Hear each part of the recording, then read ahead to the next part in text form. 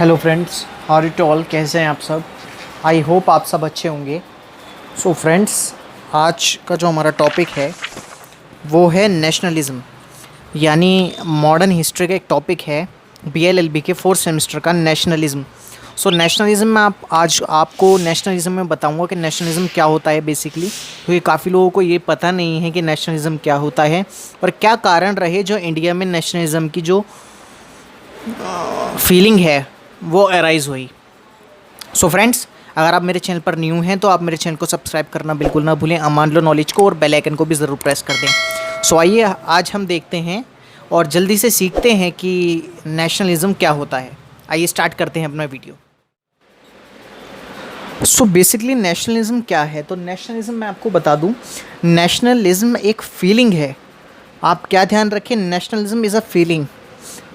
Feeling किसके लिए? Feeling है पीपल्स की, यानी जो लोगों की फीलिंग है अपनी टेरिटरी के लिए, उसे हम नेशनलिज्म कहते हैं। बहुत इजी लैंग्वेज में मैंने आपको ये बताया है कि nationalism is a feeling of people of a territory.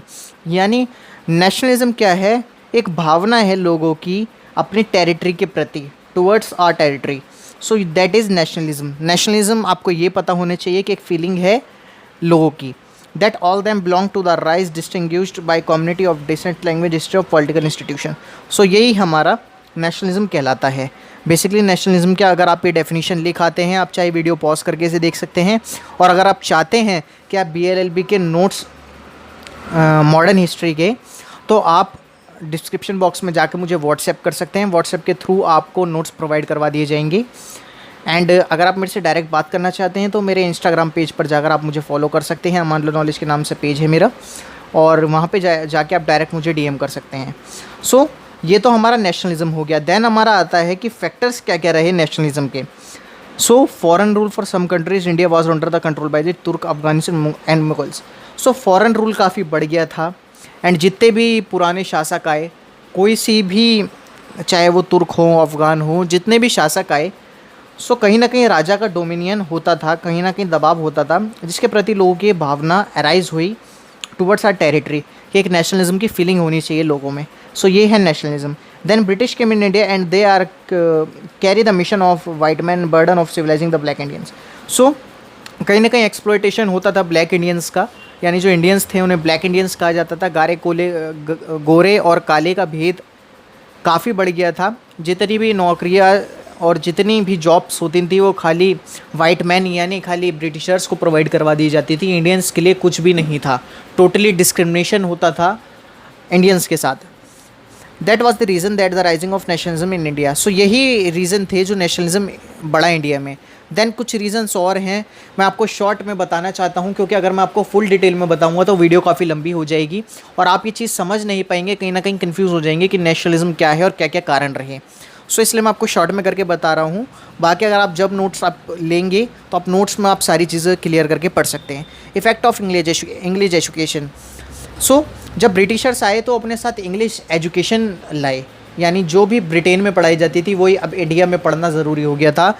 ज़बरदस्ती लोगों पे इंग्लिश लैंग्वेज थोपी जा रही थी। कुछ ये भी रीज़न्स थे कि जो हमारी नेशनलिज्म की भावना है वो अराइज़ हुई। रिफॉर्म्स मूवमेंट्स कई सारे हुए हिंदू सोसाइटी के खिलाफ, like caste system, untouchability, child marriage. जैसे राजा राम मोहन रॉय जी ने भी कई सारे रिफॉर्म्स करे, दयानंद सरस्वती जी ने भी। अगर आप उनके रिफॉर्म्स भी देखना चाहते हैं तो आप आई बटन में जाकर या एंड कार्ड्स में आप जाकर वीडियो में देख सकते हैं। डिस्क्रिप्शन बॉक्स में भी आपको अवेलेबल हो जाएगा। सो कई रिफॉर्म्स मूवमेंट्स भी कारण रहे नेशनलिज्म राइजिंग के। Growth of Indian press and literature. So कई सारे अखबार, कई सारे न्यूज़पेपर उस टाइम पे बने, जिनके कारण एक नेशनलिज्म की फीलिंग बढ़ी और गवर्नमेंट को ये पता लगा कि लोगों की क्या भावनाएं हैं। इकोनॉमिक कंडीशंस कई सारी थी, ऐसी थी, काफ़ी डाउन चली गई थी हमारी economy at the time of the Britishers. यानी जब ब्रिटिशर्स का टाइम था तो बहुत डाउन इकोनॉमी चली गई थी। सैलरीज ऑफ ब्रिटिश एम्प्लॉय, काफ़ी हैवी उन्हें सैलरी दी जाती थी, लेकिन इंडियंस को लो पेड करा जाता था।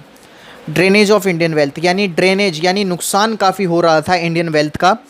इंडियन वेल्थ का नुकसान कैसे? मैक्सिमम आपने सुना होगा कि अंग्रेज़ हमारी संपत्ति यहाँ से भारत से, यानी बाहर के देशों में ले गए। तो ये कहना बिल्कुल सही है। काफ़ी सारी चीज़ें ऐसी जो मुगल्स बादशाह या अफ़गान्स या तुर्क्स जो भी हमारी कंट्री में उन्होंने किया, उसमें से मैक्सिमम चीज़ें क्या है जो ब्रिटिशर्स हैं वो अपने यहाँ ले गए। ब्रिटेन में लाइक कोहिनूर भी ब्रिटेन ले जाया गया था लेकिन वहाँ से।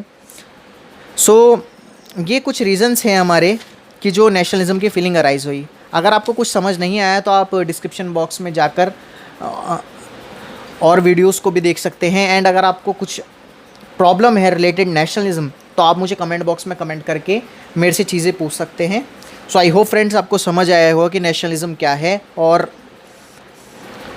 क्या क्या इसके कारण रहे इंडिया में। So friends, thank you.